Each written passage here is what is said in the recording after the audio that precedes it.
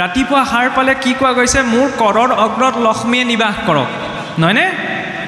মই যদি লক্ষ্মী নামটো ক'লে মোৰ বেয়া লাগে, লক্ষ্মী বুলি ক'লে মই বেয়া পাওঁ, আন দেৱীৰ নাম লৈছোঁ, তেতিয়াহ'লে মই ফোন কৰি এইটোও ক'ব নালাগে যে মোক 10,000 টকা দিব, তেতিয়াহে মই যাব পাৰিম। বুজি পাইছে নহয়? ভাগৱত মাৰ্গত হৈ দিলতহে চলি আছে বহুত, নহয়নে? এইফালে মই ইয়াত দেখিলে তাত যদি ভোজনীটো আগবঢ়াই থয় তেতিয়াহ'লে মই সেইটো কৰ্মকাণ্ড দেখিম, দুখনকৈ শৰাই যদি সজাই থয় তেতিয়াহ'লে মই সেইটো কৰ্মকাণ্ড দেখিম। ইমান কিয় কৰিব লাগিছে? কিন্তু ফোন কৰি পেলাই বা কমিটি কৰি থোৱা আছে, ইমান টকা দিব তাৰপিছতহে মই যাব পাৰিম, সেয়া কিনো? সেইকাৰণে স্পষ্টতাৰে আগবঢ়াটো প্ৰয়োজন। বৰকৈ আমাৰবিলাকৰ কথা গুৰুত্ব দি নাথাকিব। ব্যাখ্যা যিমান শুনিবলৈ ধৰা গ'ল ন, মানুহৰ মাজত বিভ্ৰান্তি সেইদিনাৰ পৰা বেছি আৰম্ভ হ'বলৈ ধৰিলে। সেইটো এটা নিগেটিভ বাৰ্তাও। এতিয়া মই নিজে জড়িত হৈ এইকাৰণে কৈছোঁ, সেইটো পোৱা গৈছে। আগতে মানুহে মিলাপ্ৰীতিয়ে আছিল, আজিকালি মিলাপ্ৰীতিটো বহুতত নাই, হয় নহয়? নাই নহয়। মই সত্ৰৰ, তেখেত সংঘৰ, ভাগৱতী সমাজ, কৃষ্ণ অমুক তমুক উখৰা, ঈশ্বৰ একেজনেই, ভগৱানৰ নাম একেষাৰেই লওঁ, তাৰ মাজতো এইখন দুই এটা কথা নিমিলে। নিমিলে যিটো মনে বিচাৰিছে সেইটো কৰিলেই হ'ল, যিটো মনে নাই বিচৰা নকৰিলেই হ'ল। সেইটো লৈ আকৌ ঢাক ঢোল বজাব কিয় লাগিছে? মই মোৰ জেগাত শুদ্ধ, কিন্তু মই ভাবি থকা শুদ্ধটো আপোনাৰ জেগাত ভুলো হ'ব পাৰে, হয় নহয়? আপোনাৰ বাবে শুদ্ধটো মোৰ কাৰণে ভুল হ'ব পাৰে, আগবাঢ়িলেই হ'ল। নহ'লে আমি লাগি থাকোঁ কি ভুল শুদ্ধ সজোৱা, এইটো হ'ব নালাগে। এতিয়া চাওক, কৰাগ্ৰে বসতে লক্ষ্মী কৰ মধ্যে সৰস্বতী, বোলে কৰৰ মধ্যত বিদ্যাই বাস কৰক, কৰ মূলেতো গোবিন্দ প্ৰভাতে কৰ দৰ্শন। কিন্তু কি হ'ল, আমি গাওঁ ন, আমাৰ আজিকালি এইটো সলনি হৈ গ'ল। কৰাগ্ৰে বসতে মোবাইলম, কৰ মধ্যে ফেচবুকম, কৰ মূলেতো হোৱাটছআপম, প্ৰভাতে মোবাইল দৰ্শনম। বা সেইটো দৰ্শনতো আপত্তি নাই, এই নিজৰ গুৰুৰ ইষ্টদেৱৰ ফটো এখন ৰাখিব লাগে, দেখি যাতে মনত পৰে, এইজনেই ভগৱান, ভগৱান এনেকুৱাই, গুৰু এইজনেই, ৰাতিপুৱা সাৰ পাইছে, ধন্যবাদ, হয় নহয়? যেতিয়া সাৰ পাওঁতে এটা ধন্যবাদত হৈছে ন, তেতিয়া দিনটোতো আপুনি ধন্যবাদৰ পাত্ৰ হ'ব, হয়নে? যি দিম সেইটোহে পাম ইউনিভাৰ্চৰ পৰা, সেইটোতো ইউনিভাৰ্চৰ এটা ব্ৰহ্মাণ্ডীয় মনৰ এটা লয়ে হয়, চাইক'লজিটো হয়, মনোবিজ্ঞান, হয়নে? যে ব্ৰহ্মাণ্ডক আমি যেনেধৰণৰ ব্যৱহাৰ কৰিম সৃষ্টিখনক, তেনেধৰণৰ ৰিপ্লাই আমি জীৱনত পাম। সাৰ পালে, সাৰ পোৱাৰ পাছতে গুৰুক চিন্তা কৰিলে, আমাৰতো 5গৰাকী মহাসতীৰ নামো কোৱা যায়, বোলে অহল্যা, দ্ৰৌপদী, তাৰা, কুন্তী, মণ্ডোদৰী তথা পঞ্চকন্যা স্মৰে নিত্যম মহাপাতক নাচন। অহল্যা, দ্ৰৌপদী, কুন্তী, তাৰা, মণ্ডোদৰী, এই 5গৰাকী বোলে মহাসতী, তেওঁলোকৰ দৰে পবিত্ৰতাৰ গুণো যাতে প্ৰভু আমাৰ জীৱনলৈ আহে দেই, সেইটো ভাৱ কৰা যায়। এইখিনিতে আৰু এটা কথা মই যোগ কৰিছোঁ দেই, অইন ভাৱত কোৱা নাই, কিছু কিছু সমাজত চাবচোন এনেকুৱা এটা নিয়ম আছে, পুনৰ কৈছোঁ নিগেটিভকৈ নল'ব আকৌ দেই, তেতিয়া কথাটো বেয়া হৈ যাব। কিছু কিছু সমাজত চাবচোন, মই এই কথাটো মানে সন্মুখা হৈ পেলাই মনত এটা চাপ এটা থাকি গ'ল, সেইকাৰণে মই খোলাকৈ গৈছোঁ। মই নাম নকওঁ, এনেকুৱা ভাগৱত ব্যাখ্যাৰ অনুষ্ঠান এটাই, অনুষ্ঠানটো হৈ গ'ল, শেষ হোৱাৰ পিছত ইজন সিজন আহিছে, কথা বতৰা, শেষত মানে এগৰাকী কাষ চাপি আহিল, তাৰপৰা ফটো চটো মাৰিছে আৰু এনেকৈ পোৱাৰ পিছত, ফটো মৰাৰ পিছত তেওঁ মানে কান্দি দিলে। তাৰপৰা মই তেতিয়া সুধিছোঁ আৰু যে আপুনি কিয় কান্দিছে?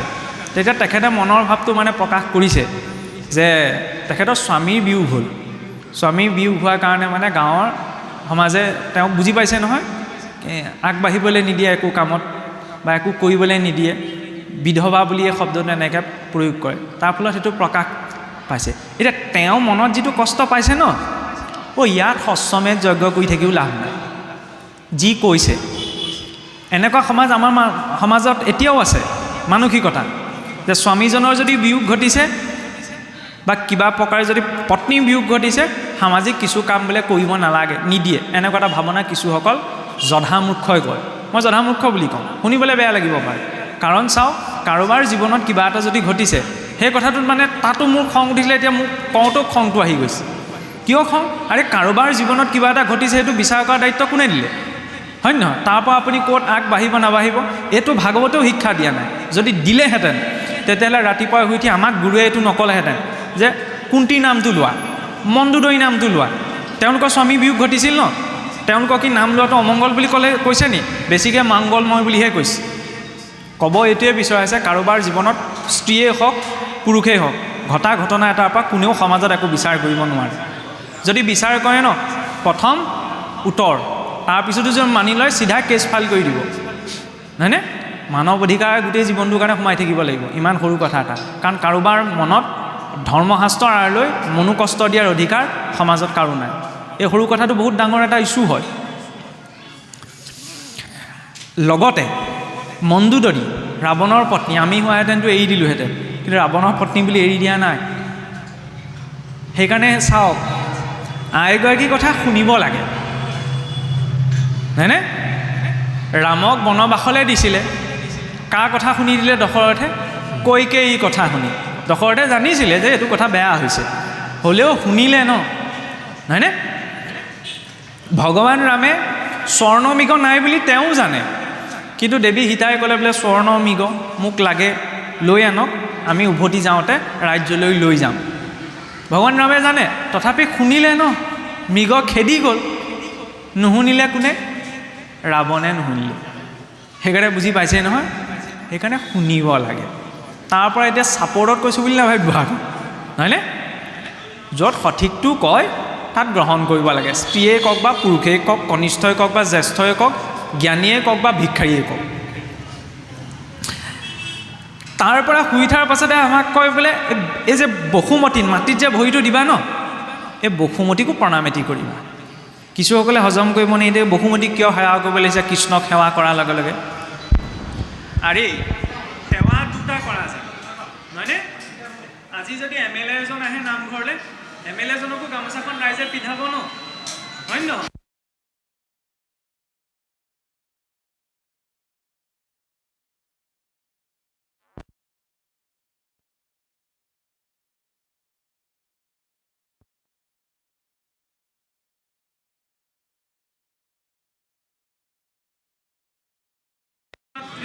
গুৰুমাতৃ, বসুমতী আৰু গুৰুপত্নী বা গুৰুমাতৃ। গতিকে বসুমতী আমাক মাতৃব্ৰত পালন কৰিছে। মাটি বুলি ক'লে এটা জড় বস্তু নহয়, মাটিত এটা কনচিয়াছনেছ আছে। নহ'লে একেডৰা মাটিতে আপোনাৰ কেৰেলাৰ তিতা সোৱাদটো লাগিছে, একেডৰা মাটিতে কলৰ মিঠা সোৱাদটো লাগিছে। এই ডিফাৰেঞ্চিয়েশ্যনটো ক'ৰ পৰা আহিছে? ইয়াত কিবা এটা এবিলিটি আছে ন, এইটো সংস্কৃতিত পূৰ্বতে গ্ৰহণ কৰা হৈছিল। সেইবাবে আমি বসুমতীক মাতৃব্ৰত জ্ঞান, বসুমতীয়ে পুত্ৰব্ৰত পালন কৰি আছে আমাক। গতিকে ৰাতিপুৱা শুই উঠি আমি খোজটো ভৰিটোৱেহে চুইছোঁ, সেইবাবে তাতো এটা বিনম্ৰতা ভাৱ প্ৰকাশ কৰা হৈছে, নহয়নে? তাৰপৰা বিচনাৰ পৰা নামি গ'ল। নামি যোৱাৰ পিছত শৰীৰত 9খনি দুৱাৰ থাকে, 2খন কাণ, 2টি নাসাৰন্দ, মুখ, গুহ্য দুৱাৰ আৰু লিংগ দুৱাৰ, হয়নে?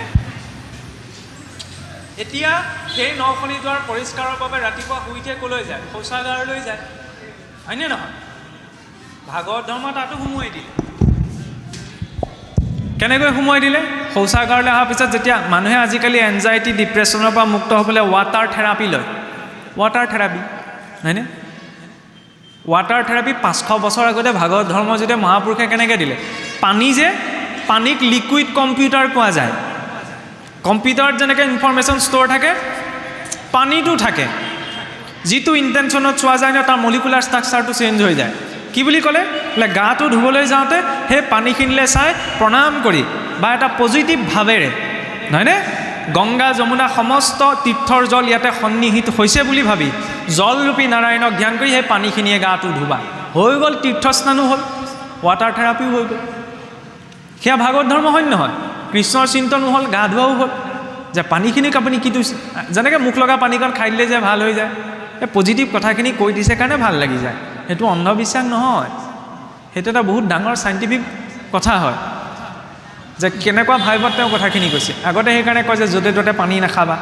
কিয় নকয়? কোনে দিছে এইটো চাই পেলাই নহয়, কেনেকুৱা পৰিৱেশৰ পৰা আনিছোঁ সেইটো চাই পেলাই, হয়নে? ইয়াৰ পাছত গাটো ধোৱাৰ পিছতে ভজনত কি কয়? মাটি পানী লোৱাৰ কথা এটা আহে, হয় নহয়? বোলে তাতো চিন্তাটো এনেকুৱাকৈ দিলে, চাওক, প্ৰথম আঙুল মাটি বোলে নানিবা, পোক পৰুৱা মৰি থাকে। প্ৰথম এআঙুল মাটি, তলৰ মাটি অকণমান আনি পেলাই বাথৰুমত থৈ দিবা, থৈ পেলাই গাটো ধোৱাৰ পাছত এই মাটি পানী অকণমান লৈ পেলাই ভৰি হাতকেইটা ধুবা। এই আগৰ দিনত চাবোন নাছিলে কাৰণে এনেকৈ মাটিৰেই ধুইছিলে। এইটো সৌ সিদিনাৰ কথা আছিল। এতিয়া মানুহৰ এই স্কিন কেয়াৰৰ বস্তুবিলাক ব্যৱহাৰ কৰি চাবোন মানে ইমান ডিমাণ্ড বাঢ়ি গৈছে ন, তাত নৰ্মেল যিটো ড'জ থাকিব লাগে কেমিকেলৰ, কোম্পানীবিলাকে অনিচ্ছাকৃতভাৱে হ'লেও ইচ্ছা কৰিলেও বঢ়াবলৈ, স্কিন ডিজিজ যে মানুহৰ বাঢ়িছে। কিয় বাঢ়িছে? সেইকাৰণে এতিয়া মাটিৰ পৰা চাবোন বনোৱা গৈছে এই শুনিবলৈ পায় টিভি এডভাৰটাইজত যে দি থাকে মই শব্দটো পাহৰি থাকিলোঁ মুলতানী মাটি টিভিত দেখুৱাইছে কাৰণে মুলতানী মাটি ঘঁহিবগৈ আৰু গুৰুৱে ইয়াত কি ক'লে বোলে 500 বছৰতে গাটো ধুবলৈ যাতে মাটি পানী অকণমান লৈ ভৰি হাতকেইটা ধোৱা হয় নহয় আমি কিবা এটা কথা তেতিয়ালৈকে মানি নলওঁ যেতিয়ালৈকে বাহিৰৰ পৰা ব্ৰেণ্ডেড হৈ নাহে পিয়ালিতে ব্ৰাহ্মী শাক গজি আছে নহয় মই নাখাওঁহি বাহিৰৰ কোম্পানী এটাই ব্ৰাহ্মী শাকটো কি কৰিব লাগিব বটল এটাত চেপি ভৰাই ব্ৰেণ্ডেড লেবেল এটা মাৰি মাৰ্কেটত উলিয়াব লাগিব তেতিয়া মই খামহি ব্ৰেইনো উলিয়া ব্ৰেইন বাঢ়িব কিন্তু ঘৰত পিয়ালিৰ পৰা উঘালি নাখাওঁ হয়নে কথাবিলাকো তেনেকুৱা গাঁৱৰ ঘৰৰ মানুহ এজনী যদি কয় গুৰুত্ব নিদিয়ে আঁতৰৰ মানুহ এজনে ক'লে বুজি পাইছে নহয়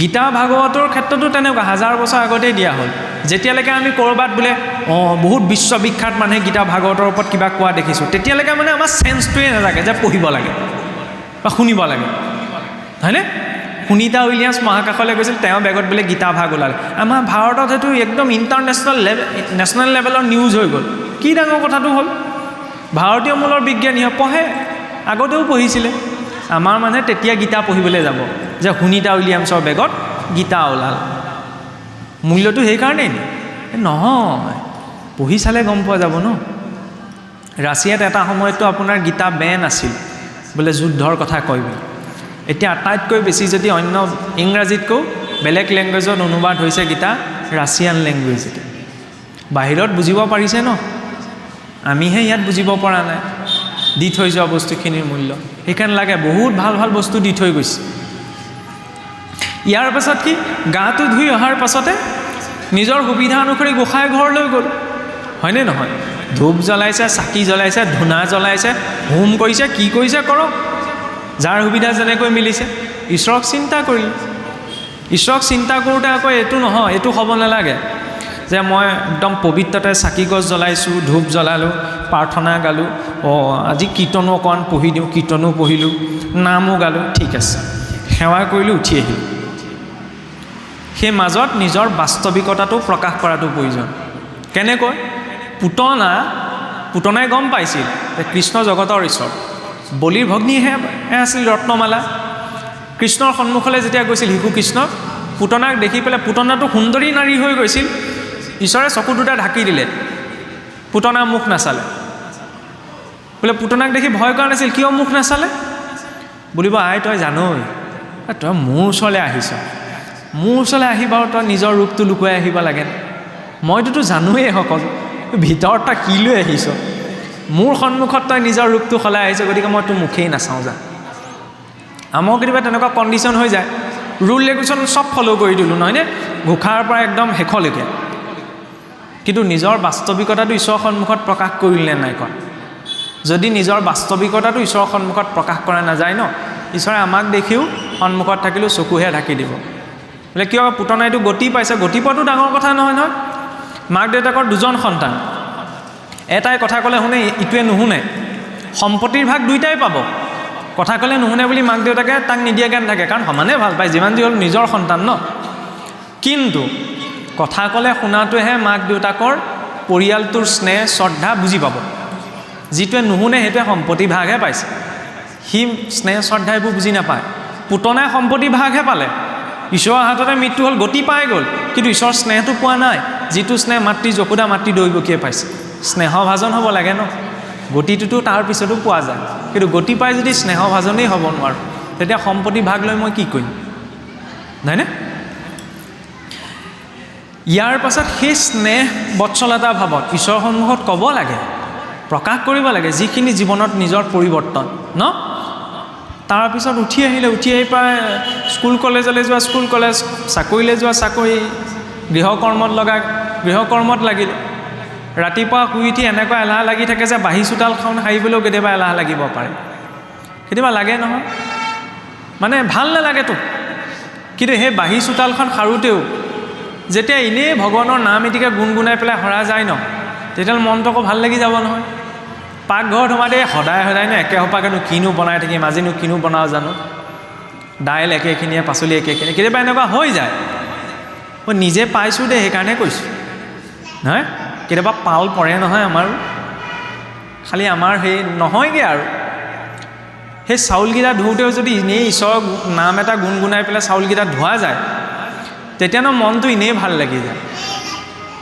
ব্যাসদেৱকো সেই সহজ সূত্ৰটোৱে দিছিল যে তুমি যিয়েই নকৰা কিয় সকলো সময়তে ভগৱন্তৰ নিৰন্তৰ চিন্তনটো কীৰ্তনৰ জৰিয়তে বৰ্তাই ৰাখিবা। সেইবাবে ধৰ্ম পাকঘৰটোতো দিলে। পাকঘৰটোতো মেইন বস্তু। অসমীয়া মানুহে কেতিয়াও চাবচোন আগতে পাকঘৰবিলাক ফ্ৰণ্ট ছাইডটোত নবনায়, বেক ছাইডলৈ বনায়। সেইটো বোলে আউটডেটেড। এতিয়া আৰু ধৰি লওক ড্ৰয়িং ৰুম আৰু কিটচেন এটেচ হ'বলৈ ধৰিলে, হয় নহয়? ড্ৰয়িং ৰুমৰ সৈতে কিটচেনটো এটেচ হৈ থাকে এতিয়া। আগতে পিছ ছাইডলৈ বনায়। সেইটো এডভান্স চিন্তা আছিল। কিন্তু মণিকূটত নামঘৰত গোসাঁই ঘৰত ব্ৰহ্মৰ উপাসনা হয়, হয়নে? পাকঘৰত কি হয়? ব্ৰহ্মক প্ৰস্তুত কৰা যায়, নহয়নে? আমি কওঁতে আমি যেনেকৈ ভাগৱত পাতিলে যে এই যে ভোজ বুলি নহয়, সবিজ যে খুৱায় মানে বইল ভাত, হয় নহয়? ভাগৱত পাতি যে বইল ভাত খুৱায়, হয় নহয়? আমি কওঁ গুৰুজনে সুবৰ্ণ ভঁৰালৰ দ্ৰব্য, এনেকৈ যে আমি কওঁ। ভকতসকলে কোৱা শুনিছেনে?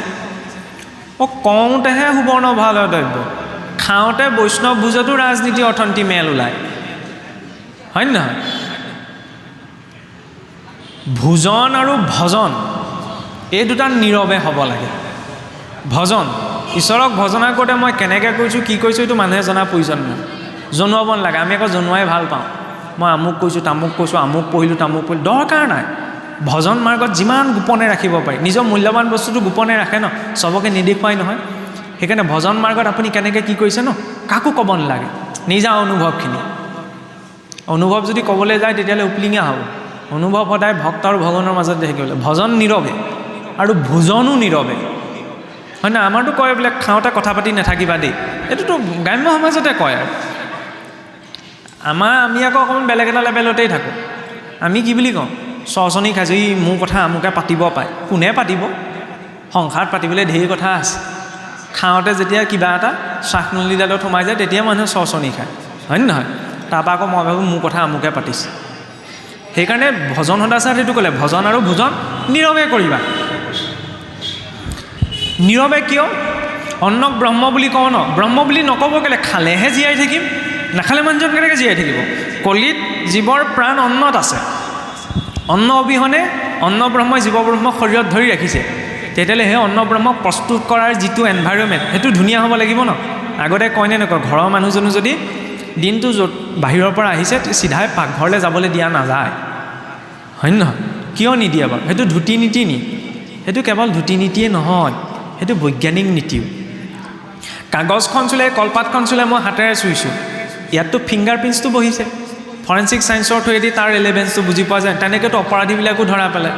আধাৰ কাৰ্ডটোত যে আমি চবে যে হোল্ড কৰি ৰাখিছোঁ, তাত আমাৰ কি আছে? বায়'মেট্ৰিক্সটো আছে ন, চকুৰ পৰা আঙুলিৰ চিহ্নলৈকে, হয় নহয়?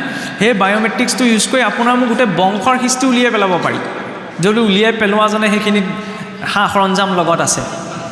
যেতিয়া হাতখনে চুওঁতেই পাতখনত চাপটো পৰিছে, তেতিয়া দিনটোলৈ ওলাই যাওঁতে বিভিন্ন জেগাত খোজ পৰিছে, গতিকে বেয়া জেগাতো খোজটো পৰিব পাৰে, তাৰ চাপ এটাওতো পৰিব শৰীৰটোত, হয় নহয়? নেদেখিবলৈকে কিবা এটাও মোৰ চকুত পৰিব পাৰে, তাৰ চাপ এটাওতো দৃষ্টিত পৰিব, মনটোত পৰিব। সেইকাৰণে কি কয়, বাহিৰৰ পৰা যদি আহিছে মুখ হাতকেইটা ধুই আহা, সেইটো এটা পিউৰিফিকেশ্যনৰ প্ৰচেছ হয়। পানীয়ে পানীক প্ৰভাৱ পেলায় ন। ইয়াতো 70% পানী আছে। গাটো ভাগৰ লাগি আছে, পানী এক বাল্টি গাত ঢালি দিয়কচোন, বহুত ভাল লাগে। কিয়? সেইটোও এটা থেৰাপি, হয়নে? বাহিৰৰ পৰা আহিছে মানুহজন, বেলেগ এটা অৰা লৈও আহিব পাৰে। সেইকাৰণে কি ক'লে যে মুখ হাতকেইটা ধুই আহা, পাৰিলে গাটো তিয়াই আহা, তাৰপিছত ভাতকেইটা খাবলৈ আহা, নহয়নে? খাবলৈ আকৌ কি ক'লে? বোলে আয়ুৰ্বেদৰ মতেও, চিকিৎসা বিজ্ঞানৰ মতেও ভূমি উপবেশন, শব্দটো টান হ'ব পাৰে, যে উপবেশন হয়, অৰ্থাৎ বহি পেলাই খাব লাগে। আমি আকৌ থিয় হৈ খোৱাটোহে মডাৰ্ণটি বুলি ভাবোঁ, হয় নহয়? থিয় হৈ খাই কুকুৰ আৰু মেকুৰীয়ে, হয়নে? জন্তুৱে থিয় হৈ খায়। গতিকে থিয় হৈ খাই জন্তু হ'ব নালাগে, বহি খাই পেলাই মানুহ হ'ব লাগে, নহয় জানো? বোলে বহি পেলাই চবতেতো আমি চকীখন বিচাৰি নাপাওঁ, হয় নহয়? কেতিয়াবা এনেকুৱা হ'ব পাৰে যে থিয় হৈ খাব লগা হ'ব পাৰে, অকণমান গইনা এটা লৈ হ'লেও, নহয়নে? তেতিয়া কি হয়? সেইটো কেৱল ধৰ্মৰ নিয়ম নহয়, খোৱাৰ লগে লগে পেটটোত চাপ এটা পৰে ন, চাপটোত পৰাৰ লগে লগে পচন শক্তিটো সক্ৰিয় হয়। সেইটোতো চাইণ্টিফিকলিও প্ৰুভ।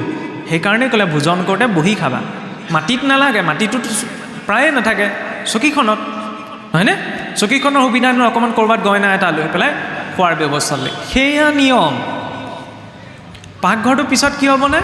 কাৰণ চব মানুহ তাত গৈ সোমাবগৈ নোৱাৰে। কিয় নোৱাৰে? এই বোলে বৰ নীতি নিয়মৰ কথা কৈছে।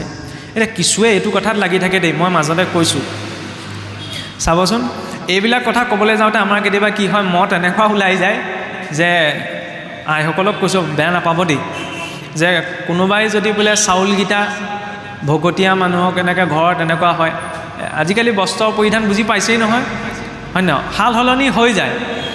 তাৰপৰা আমি তেতিয়া গইনালৈ মদটো ওলাই যায় এনেকৈ বোলে তেনেকৈ বনাই দিলে, কোনোবাই যদি বোলে মই খোলাকৈ কৈ দিছোঁ দেই, মেক্সি পিন্ধি যদি বোলে ভাত বনায় তেতিয়াহ'লে সেয়া ভাতে অন্ন হ'ব নোৱাৰে। এইবিলাক অদৰকাৰী কথা। মই কৈছোঁ কোনে কি ভাবে নাজানো। আৰে প্ৰত্যেক মানুহে জানে ন, হয় নহয়? এতিয়া আইগৰাকীয়ে জানে নহয় ঘৰখনত কি পৰিধান কৰি কি কৰিব লাগে। সেইটো ভাগৱতৰ বিষয় নহয়, নহ'লে আমাৰ মত ওলাই যায়। কোনে কি পিন্ধিব কি নিপিন্ধিব সেইটোত মত দিবলগীয়া নাই। আৰু সাধাৰণ স্তৰত গীতা ভাগৱত নপঢ়া আইগৰাকীয়েও এইটো কথা জানে যে ঘৰখনত থাকিলে যদি দেউতাক আছে মাক আছে, তথাকথিত আমাৰ এখন অসমীয়া সমাজৰ কথা কৈছোঁ ন, তেতিয়া কেনেকৈ থাকিব লাগে, হয় নহয়? সেইটোত শিক্ষা দিবলৈ ক'বলৈ মাত মাতিবলগীয়া কোনো কথা নাথাকে, নহ'লে এইটো মাত মতা গুচি যায়। আৰু যদি শুনা নাই তেতিয়াহ'লেতো কৈও লাভ নাই, হয় নহয়? পুৰুষৰ ক্ষেত্ৰতে হওক স্ত্ৰীৰ ক্ষেত্ৰতে হওক, সেইটো বেলেগ কথা।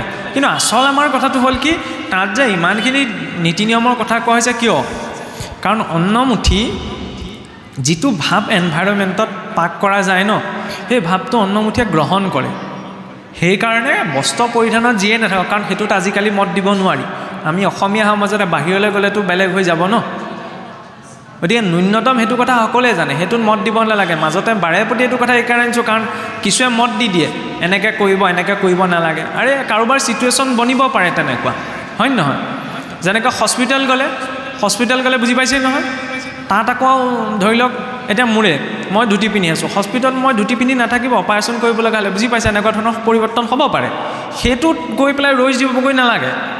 মূল কথাটো হ'ল কি, এই নীতি নিয়মখিনি কিয় দিলে? বাহিৰৰ মন্দিৰবিলাকত যেতিয়া ভাত বনায় আনি পেলাই মন্দিৰত ভোগ ৰূপত অৰ্পণ কৰেহি, কিন্তু আমাৰ বৈষ্ণৱ পৰম্পৰাত তেনেকৈ ধৰি লওক ভাত অৰ্পণ নকৰেহি। কিছু বিশেষ সত্ৰ আছে য'ত ভোগ দিয়া যায় সিদ্ধান্তৰে, কিন্তু চলিত বৈষ্ণৱ সমাজত দিয়া নাযায়। কিয় দিয়া নাযায় জানেনে? এটা খুহুতীয়া কাৰণো আছে।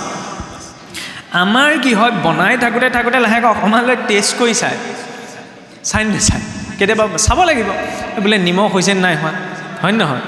নহ'লে ইয়াত যদি নিমখ কম হ'বলৈ পায়, খাবলৈ দিয়াজনে নিমখ বেছি কৰি দিব নহয়, হয় নহয়? তেতিয়াতো অকণমান টনটোত নিমখ বেছিহে হ'ব, বুজি পাইছে নহয়? কেতিয়াবা তেনেকুৱা হৈ যাবও পাৰে। সেইকাৰণে মিঠাই হওক তিতাই হওক মানুহজনে বনাওঁতে টেষ্ট কৰি চায়। আৰু বোলে যেতিয়া আমি অকণমান বনাই থাকোঁতে খাই চাওঁ ন, কোনোবাই নাচাব পাৰে, কিন্তু সচৰাচৰ মানুহেতো এনেকুৱা এটা অভ্যাস, কিবা এটা বস্তু বনালে প্ৰথমতে টেষ্ট কৰি চায় বোলে মিঠা তিতা ইত্যাদি পৰিমাণ আছেনে নাই। চাওঁতে কি হ'ব, উচিষ্ট হৈ গ'ল। মই যেতিয়া খালোঁৱেই আকৌ ভগৱানক দিবলৈ নাথাকে ন, উচিষ্ট বস্তু ভগৱানক অৰ্পণ নহয়। মহাপুৰুষে ক'লে আয়ো গোপায়ো টেষ্ট কৰি যদি থাকিব লাগে ন, চৰুত দিওঁতেই দি দিয়া। সেইটো এটা কথা। আৰু এটা খুহুতীয়া কাৰণ এনেকৈও আছে, কিছুমানে খাওঁতে এনেকুৱা ধুমুহাত খায় ন, তেনেকৈ বৰদৈ চিলাও নাহে। খাবলগীয়া হ'ব পাৰে লৰালৰিকৈ, হয়নে নহয়? দিনটো কিমান কি কাম কৰি আছে মানুহজনেহে জানে, লৰালৰিকৈ খাই বৈ উঠি গৈছে, ওলাই গৈছে। তেতিয়াহ'লে সেইখিনি সময়ত ধৈৰ্য নাথাকে, একদম শান্তিৰে বহি লৈ পেলাই আমি ঈশ্বৰক অৰ্পণা কৰি পেলাই খাম। সেই দুখটোৰ পৰা হাত সাৰিবলৈ কি ক'লে, চৰুটোত দিওঁতেই ঈশ্বৰৰ নামত দি দিয়া। খং উঠিলে আকৌ চৰুটো ঠেকেচ মাৰি থ'ব পাৰে, ঠেকেচ মাৰি থ'ব নোৱাৰি পেলাই তাৰো নিৰ্ণয় দি দিলোঁ বোলে নথবা। সেইটো কি হয়? প্ৰতিটো বস্তু এটা নিৰ্ণয়যুক্ত কৰিলে। মই খোলটো বজাব জানো ন, নাজানো বাৰু, বুজোৱা ক'বলৈহে কোৱা হৈছে। খোলটো বজাব মই জানো, কিন্তু খোলটোৰ নিৰ্ণয়টো যদি নাই, তেতিয়াহ'লে মই গেলা পানীখিনি খায়ো মই খোলটো বজাম। আৰু নিৰ্ণয়টো যেতিয়া জনা যাব যে জৰিডাল বুলি কাক ডিঙিত লৈছে, তালি বুলি কাক চুইছে, নহয়নে? খালি বুলি কাক চুইছে, তালযোৰ বজাওঁতে নামতিজনে জানে যে জৰিডাল বুলি কাক ধৰিছে, দুটা পাতি কোন, তেতিয়াহ'লে নিৰ্ণয়টো যে যুক্ত হ'ল, সেই বস্তুটোৰ প্ৰতি সন্মান থাকিব, সেই বাদ্যৰ প্ৰতি সন্মান থাকিব। ভগৱানৰ প্ৰতি যিটো সন্মান, সেই বাদ্যৰ প্ৰতি সমান সন্মান থাকিব। কিন্তু য'ত নিৰ্ণয়টো নাই, তাততো সেইটো সাধাৰণ বাদ্য, বুজিছেনে? চৰুটোৰ ক্ষেত্ৰতো তেনেকুৱা, নিৰ্ণয় নাই, চৰু এইটো পাত্ৰ কিটো, সেইকাৰণে সন্মানৰ বাবে নিৰ্ণয়টো যুক্ত কৰিলে। আগতেতো উধান সংসাৰৰ তিনি তাপৰ মাজতে তাপিত হ'ব ন। আজিকালিতো গেছ আহিলে। অজ্ঞানেই বোলে খৰি, জ্ঞানেই অগ্নি, ধৰ্মই চৰু, ভক্তি ৰখেই জল, তাত গুৰু বাক্যৰে চাউল মুঠি দিব, হৈ গ'ল ভক্তি, সেয়াও যজ্ঞ, হয়নে? ইয়াত যিটো কাম হৈ আছে পাকঘৰটো সেইটো কামেই হৈ আছে। ধৰ্মৰ চৰু বুলি যেতিয়া ভাবিব, ধৰ্মৰ চৰুটো ঠেকেচ মাৰি থ'ম নি? মোক খং উঠিলেও নথওঁ ন, বেয়া লাগিলে, সন্মানেৰে থ'ব, হয়নে? আৰু সেই চৰুটোৰ পৰা যেতিয়া বাঢ়ি দিব, বাঢ়ি দিয়াৰ পিছত গ্ৰহণকৰ্তাজনে ঈশ্বৰক অৰ্পণা কৰি ল'ব যে আজি দুবেলা দুমুঠি খাবলৈ মই পাইছোঁ, কোনোবাইতো সেই মুঠিও নাই পোৱা।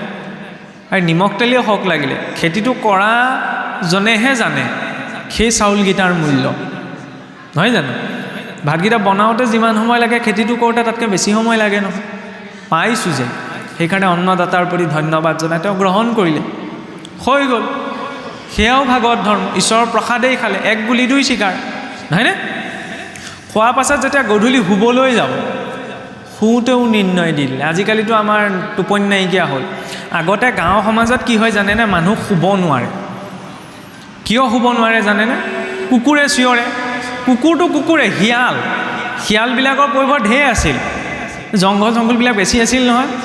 এতিয়াতো গাড়ী মটৰ আৱাজ যেনিবা নগৰত, আগতে গাঁৱৰ সমাজত কি হয়, কুকুৰ, শিয়াল এইবিলাকৰ চিঞৰ পৰা মানুহৰ টোপনি ভংগ হৈ যায়।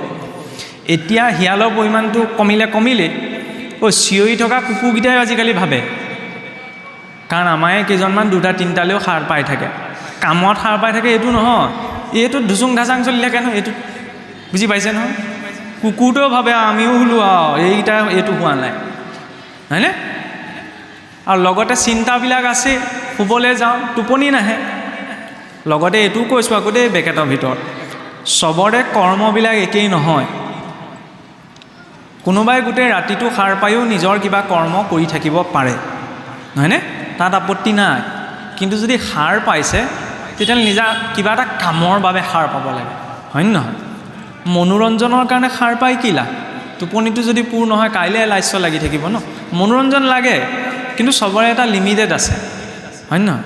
দৰৱটো মানুহে এটা লিমিটেডত খায়, গতিকে মনোৰঞ্জনটো লিমিটেডত ৰাখিব লাগে, হৈ গ'ল, আপত্তি ক'তো নাই ন।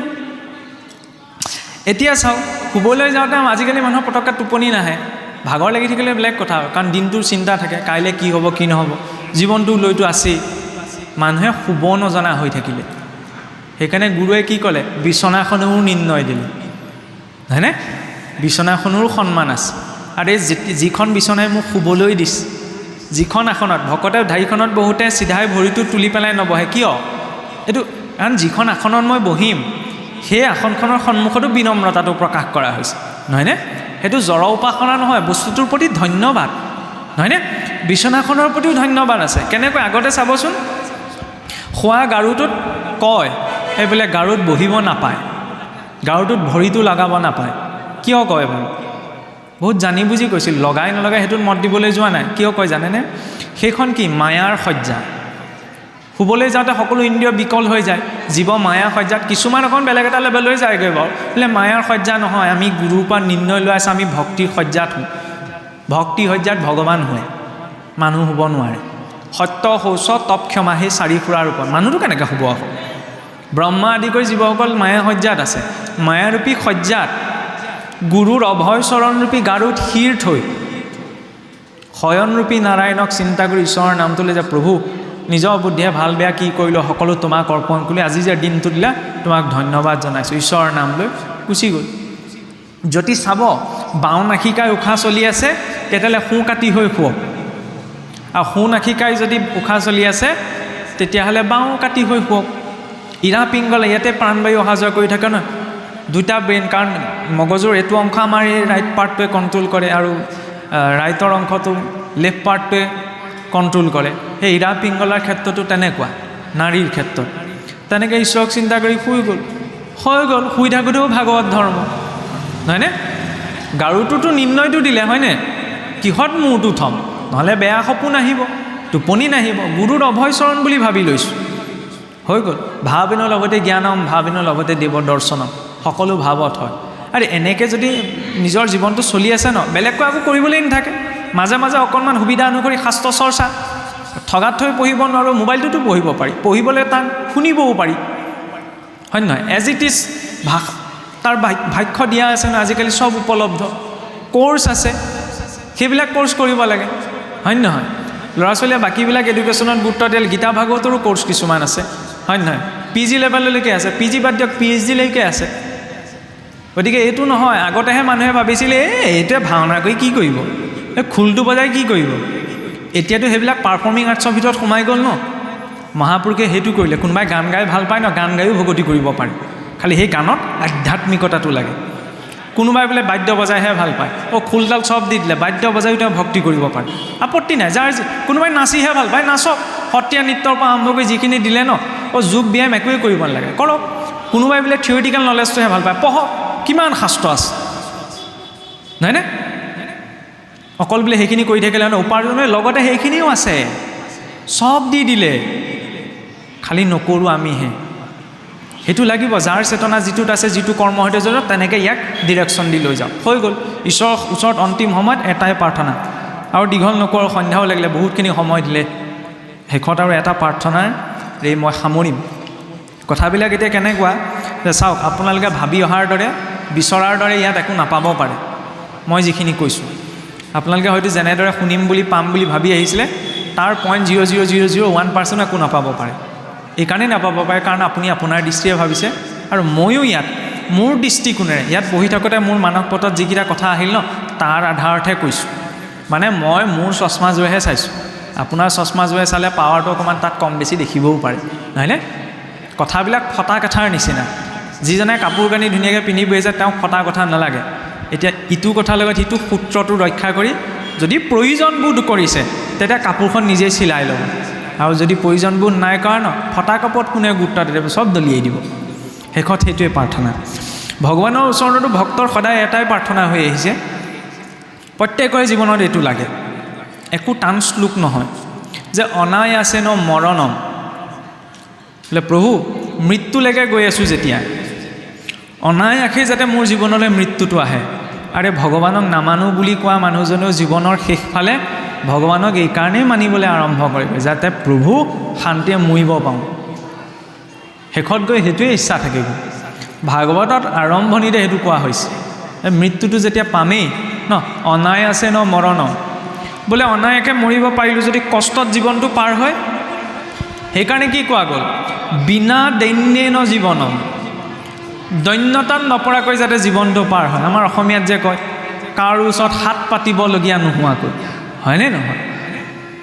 সকলোৰে জীৱনটো বেলেগ বেলেগ, কাৰো জীৱনৰ সৈতে কাকো কম্পেয়াৰ কৰিব নালাগে। আমি তুলনা দিওঁ, কেতিয়াবা আমাৰ হৈ যায়, আমি যে কওঁ গান্ধীজীৰ নিচিনা হ'ব লাগে, সুভাষ চন্দ্ৰ বসুৰ নিচিনা হ'ব লাগে, শংকৰদেৱৰ নিচিনা হ'ব লাগে, আমুক তামুক, এইবিলাক অদৰকাৰী কথা। কোনেও কাৰো নিচিনা হ'ব নোৱাৰে। মই ব্যক্তিগতভাৱে যি মই সেইটোহে হ'ব পাৰিম, আপুনিও যি ন আপুনি সেইজনহে হ'ব পাৰিব। আৰু আমি চেষ্টাও কৰিব নালাগে, সকলোৰে জীৱনটো একেই নহয় ন, প্ৰত্যেকৰে জীৱনৰ পোৱা নোপোৱাবিলাক বেলেগ। আমি শ্ৰেষ্ঠজনৰ পৰা জীৱনৰ আদৰ্শটো ল'ব পাৰোঁ, নহয়নে? ভাল ভাল ব্যক্তিসকলৰ পৰা, হয়নে নহয়? গান্ধীজী হওক, বিবেকানন্দ হওক, ৰামকৃষ্ণ পৰমহংস হওক, নহয়নে? সুখদেৱ হওক, মহাৰাজ পৰীক্ষিত হওক, কোনোতো পৰীক্ষিত হ'ব নোৱাৰোঁ, কিন্তু আমাৰ লাগি থাকে কি পৰীক্ষিতৰ নিচিনা হ'বলৈ, কোনো নিচিনা হ'ব নোৱাৰে। আমি জীৱনত যি জমা কৰিছোঁ নহয় সেইটোহে হ'ব পাৰিম, খালি তেওঁলোকৰ পৰা আমি আদৰ্শখিনি ল'ব পাৰোঁ, আদৰ্শখিনি ল'লেই হ'ল। নহ'লেতো আমাৰ জীৱনত তুলনা দি থাকে, আমুকে আমুক কৰিলে, তামুকে তামুক কৰিলে, কি দৰকাৰ? চবৰে জীৱনটো একেই নহয় নহয়। বিনা দৈন্যেন জীৱনম, যিজন ব্যক্তি যিটো স্থানত যিটো মাৰ্গত আছে ন, সেইটো মাৰ্গতে থাকি বিনা দৈন্যতাত পাৰ কৰক। ঈশ্বৰৰ ওচৰতো সেইটো প্ৰাৰ্থনাই কৰা গৈছে, বোলে জীৱনটো সুখে শান্তিৰে পাৰ হৈ গ'ল, মৰোতেও বোলে কষ্ট নোপোৱাকৈ মৰিলোঁ, ঠিকেই আছে। অন্তিম সময়ত যদি ঈশ্বৰক পাহৰি থাকোঁ, তেতিয়া আকৌ গোটেই বজাৰখনেই শেষ। সেইকাৰণে তৃতীয়তে কি ক'লে, দেহান্তে তব স্মৰণম, প্ৰভু দেহৰ অন্তিম সময়ত তোমাৰ চিন্তন, হয়নে? প্ৰসাদম কুৰুমে প্ৰভু, এইকণ কৃপাই, এইকণ প্ৰসাদেই তুমি মোৰ জীৱনত দিয়া, হৈ গ'ল। খালি এই প্ৰাৰ্থনাটিক মেইনটেইন কৰি নিয়াটো আমাৰ দায়িত্ব। ঘৰটো মই ধুনীয়াকৈ বনাইছোঁ, মই বনোৱা নাই বাৰু, মুখত ওলাই গৈছে দেই, ঘৰটো তেখেতে ধুনীয়াকৈ বনাইছে, চাই ভাল লাগে ন, বৰ ধুনীয়া ঘৰ বনালে দেই। মেইনটেনেঞ্চটো আচল কথা ন, হয় নহয়? যদি মেইনটেনেঞ্চটো বৰ্তাই নাৰাখে তেতিয়াহ'লে দেখিবলৈ বেয়া হ'ব। আৰু ভিতৰত থকা মানুহখিনিও যদি মেইনটেনেঞ্চটো ভাল নহয় তেতিয়াহ'লে ধুনীয়া ঘৰটো বুলিব ইমান অদৰকাৰী হুলস্থুলেই লাগি থাকে, এনেকুৱাও হ'ব ন। কিন্তু তাৰ বিপৰীতে মই সেইটো বুজাবলৈহে কৈছোঁ দেই, তেনেকৈ ল'ব নালাগে আকৌ। তাৰ বিপৰীতে যদি পথৰ কাষত মাটি বাৰী নাই বোলে অঘৰী মানুহ দুজনে তম্বু এটা তৰি বাস কৰিছে, কিন্তু তাতো যদি মেইনটেনেঞ্চটো আছে তেতিয়াহ'লে আনে দলিয়াই দিয়া অৱশিষ্টখন খায়ো তেওঁলোকে শান্তিয়ে থাকিব পাৰিব, হয় নহয়? সেইটো কামনা কৰা নাই, মেইনটেনেঞ্চটো আচল কথা। ভক্তিটো তেনেকুৱা, প্ৰাৰ্থনা একেটাই সদায়, অনাই আছে ন মৰণম বিনা দিন জীৱনম দেহান্তে তৱস্মৰণম। কাৰণ এতিয়া আমি কি কৰি আছোঁ? আখৰা, ভাওনা অন্তিম দিনা হ'ব, হয় নহয়? আখৰা কৰি থাকোঁতে কেতিয়াবা কি হয়, ভাওনাৰ দিনা আখৰা কৰি থাকোঁতে বোলে ফুল বচন মুখস্থ আছে, কেতিয়াবা কি হয় বুজিছেনে? ভাওনাৰ দিনা যেতিয়া ঢেৰ দৰ্শক দেখা যায় তেতিয়াহ'লে বচনৰ দুই এফাকি পাহৰিও থকা যায়। অন্তিম সময়তো যিখন ভাওনা আমি কৰিম তাত যেনিবা এইসকল দৰ্শক নাথাকে, তাত কোন দৰ্শক থাকিব বাৰু? তেতিয়া স্পেচিয়েল দৰ্শক আহিব, হয় নহয়? বুজি পাইছে নহয়? ইপুৰীৰ পৰা কিবা পঠিয়াই বুলি যে কয়, এতিয়া সেইসকল দৰ্শকক দেখি যদি মই বচন পাহৰি থাকোঁ, ইয়াত ভকতৰ বচন মাতি আছোঁ ন, তেতিয়া পাহৰিবও পাৰোঁ। সেইকাৰণে এতিয়া কৈছে প্ৰতিটো জীৱনৰ পৰিস্থিতি সেই দৰ্শকৰ দৰে লোৱা, যাতে সেই সুখেই হওক দুখেই হওক সেইটো পৰিস্থিতিত ঈশ্বৰৰ চিন্তনটো ঈশ্বৰৰ স্মৰণটো ব্যতীত নহয়। যদি হৈ থাকে ন তেতিয়াহ'লে সেই দৰ্শকৰ মাজতো তেওঁক চিন্তা কৰি তৰি যোৱা পথটো প্ৰশস্ত হ'ব। এতিয়া আৰু দীঘলীয়া নকৰোঁ, দীঘলীয়াটো যথেষ্ট হৈ গ'লগৈ ন, ইমানখিনি সময় যে আপোনালোকে দিলে। এতিয়া চাওক বাক্যৰ মূল্যও সেইকাৰণে বাঢ়িল যে ভাবি থকা হ'ল যে তেওঁ ভাগৱতৰ কথা ক'ব।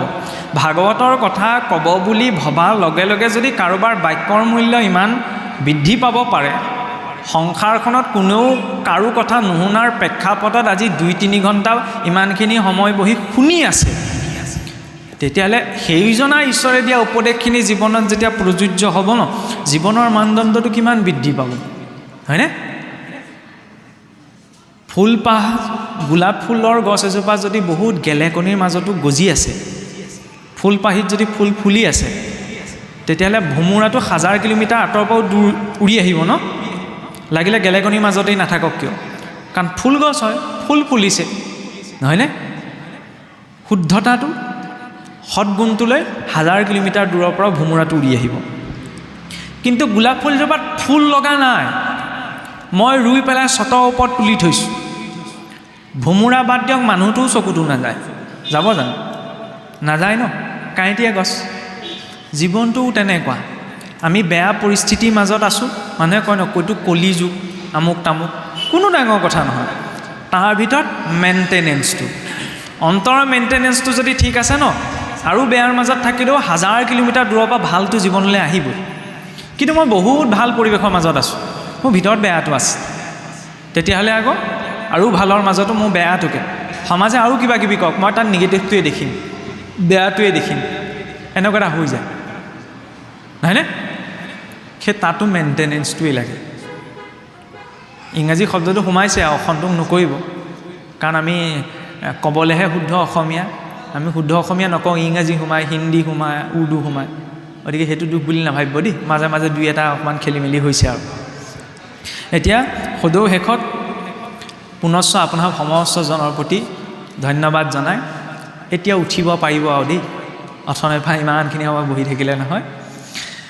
সকলোকে ধন্যবাদ জনাই আৰু এইকণ সুযোগ যে দিলে উদযাপন সমিতিৰ প্ৰতিও আমি কৃতজ্ঞতা প্ৰকাশ কৰিছোঁ। পুণ্য অনুষ্ঠানটোৰ সফলতা এইটো হ'ব নালাগে, যিহেতু কালিলৈও এজন ব্যাখ্যাকাৰক আছে, পাঠো হ'ব ন, তাৰপিছত ৰাতিলৈ ভাওনাও আছে, নহয় জানো? বোলে অনুষ্ঠানটো ভালে ভালে হৈ গ'ল দেই, বতৰ পানীও একো অসুবিধা নকৰিলে, ভকত সকলো আহিলে, ভাওনাখনো ধুনীয়া হৈ গ'ল, সেইখিনি ঠিকেই আছে। কিন্তু তাৰ পাছত অনুষ্ঠান হৈ গ'ল, ভাত খালোঁ, প্ৰসাদ খালোঁ, তাৰপিছত কি থাকিব? কি থাকিব? প্ৰশ্ন। ইয়ালৈ উত্তৰ ল'বলৈ অহা নাই, কিন্তু যি উত্তৰ ল'বলৈ আহে ন, তেওঁ আগবাঢ়িব নোৱাৰে, তেওঁ বহি যায়, জানিলোঁ বুজিলোঁ হৈ গ'ল আৰু মই একো জানিবলৈ নাই। কিন্তু যেতিয়া প্ৰশ্নটো সদায় থাকে, সেইটো মেইনটেনেঞ্চ, প্ৰশ্নটো যেতিয়া মেইনটেইন হৈ থাকে তেতিয়া যাত্ৰাটো চলি থাকে অবিৰাম, আৰু সেই যাত্ৰাটো সেইদিনাহে শেষ হ'ব যিদিনা ঈশ্বৰ প্ৰাপ্তি হ'ব। গতিকে যাত্ৰাটো বৰ্তাই ৰাখিব লাগে, জনাৰ বুজাৰ কৰা, হয়নে? সকলোৰে মনত সেই যাত্ৰাটোৱে বৰ্তি থাকক। সেই ভাৱনাৰে সমস্ত জনৰ অগ্ৰত সেৱা জনাই আমাৰ বাক্য ইমানতে জ্যোতি পেলোৱা হৈছে। কৃষ্ণ